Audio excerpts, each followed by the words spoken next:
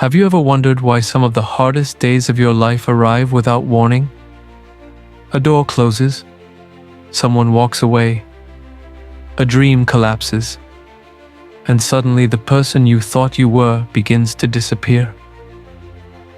But what if pain doesn't always come to destroy you? What if sometimes it comes to build a strength inside you that comfort never could? My name is Arun, and welcome back to Tales by Arun. Elias Hart was 26 when he lost the one thing he believed could never be taken from him: his confidence. For years, Elias had trained to become a professional glass artist, and his hands could turn ordinary glass into something that looked almost alive. People told him he had a gift, and Elias believed them. Until one winter morning, a furnace accident changed everything. The workshop filled with smoke, glass shattered across the floor, and Elias injured his right hand. The doctors told him he would recover, but they couldn't promise that his hand would ever have the same precision again. For Elias, that was enough.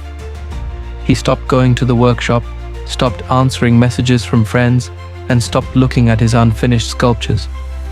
Whenever someone asked how he was doing, he simply said, "I'm fine." But he wasn't. His unfinished work remained scattered around his apartment, and one piece in particular sat beside his window, a small glass bird with incomplete wings. Elias had started making it the week before the accident, but now he couldn't even look at it. One evening, he packed his tools into a box and decided he was done. The next morning, as he carried the box toward the door, someone knocked. It was his old mentor, Miriam Vale, a 70-year-old woman who had taught Elias everything he knew about glass. She looked at the box, then at him. "Where are you going?" she asked. "I'm leaving." "Where?" "I don't know." Miriam looked at his injured hand, then at the unfinished bird. "You're quitting." Elias looked away. "I can't do this anymore." Miriam didn't argue. She simply walked to the window, picked up the glass bird and said, "You think your hands were the reason you were an artist?" Elias said nothing. Miriam placed the bird back down. "Your hands were only the tools." Then she left. Elias hated those words because part of him knew they were true. For the next several weeks, he tried to find another job, but everything reminded him of what he had lost. One afternoon, he saw an advertisement for a position at a community art center. They needed someone to teach children how to work with glass.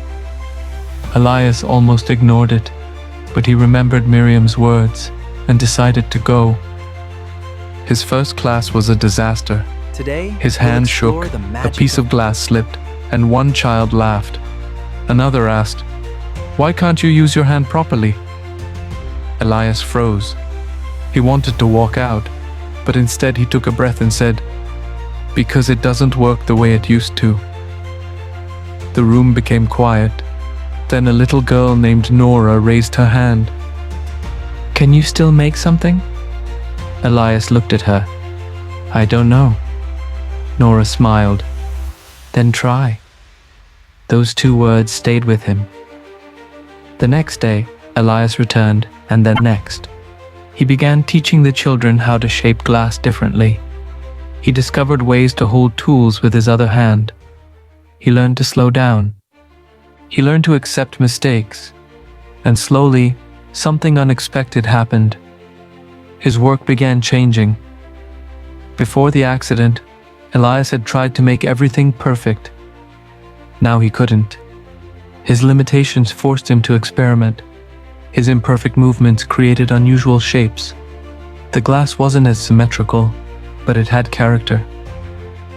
One evening after class, Nora was watching him work. She pointed toward the unfinished glass bird. "Why doesn't that one have wings?" Elias smiled sadly. "Because I couldn't finish it." "Why?" "Because I got hurt." Nora thought for a moment and said, "Then maybe you should make the wings differently." Elias looked at the bird. For the first time in months, he touched it. He didn't try to recreate the wings he had originally imagined. He made something new. The wings were uneven. One was slightly larger than the other. They weren't perfect, but when sunlight passed through them, the entire bird filled the room with colored reflections. Elias stared at it and whispered, "I couldn't make it the old way." Nora smiled. Maybe the old way wasn't the only way. That night, Elias finally understood something. His accident had taken away the version of himself he was comfortable with, but it hadn't taken away his ability to create. It had forced him to discover another version. The pain hadn't given him a better life overnight. It had given him a reason to build differently. Months passed. Elias began entering small exhibitions again. At first, nobody noticed. One gallery rejected him, then another, then another. But this time, rejection didn't destroy him. He had already survived something much harder. He kept creating. Eventually, one of his pieces caught the attention of a gallery owner named Julian Cross. Julian stared at the sculpture for nearly a minute. "Who made this?" he asked. Elias raised his hand. Julian looked at him. "Your technique is unusual." Elias smiled. "It wasn't always." Julian studied the sculpture again. "What changed?" Elias looked at his right hand and answered quietly, "Pain." Julian didn't say anything. He simply asked, "Can you make more?" Elias nodded. "Yes." But the most important moment of Elias's life didn't happen at the exhibition. It happened later that night. He returned home and stood beside the old glass bird, the same bird that had remained unfinished for months. He realized something. Before the accident, he had thought strength meant never being broken. Now he knew better. Strength wasn't about never breaking. It was about learning what you could build from the pieces. He picked up the bird. Its uneven wings caught the moonlight. For the first time, Elias wasn't ashamed of them. He was proud because they were proof that something damaged could still become beautiful. Years later, Elias became a respected glass artist, but whenever young artists asked him about his success, he never talked about awards or galleries. He always told them about the winter morning when his hands stopped working the way it used to, and he would say, "That was the day I thought my life was ending." Then he would look at his hands and add, "And it turned out to be the day I started creating a different life." Maybe you're going through a painful season right now. Maybe you've lost someone. Maybe you've been rejected. Maybe a dream you worked years for has fallen apart. Or maybe you're watching other people succeed while you're still trying to figure out how to start again. Right now, you may not see anything good in what you're experiencing, and that's okay. You don't have to understand the pain immediately. Some lessons only make sense after you've survived them.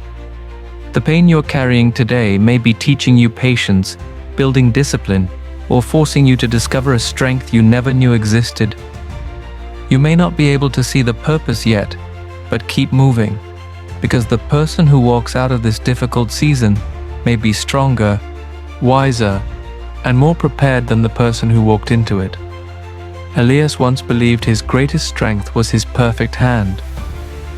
He eventually discovered that his greatest strength was the ability to keep creating when perfection was no longer possible.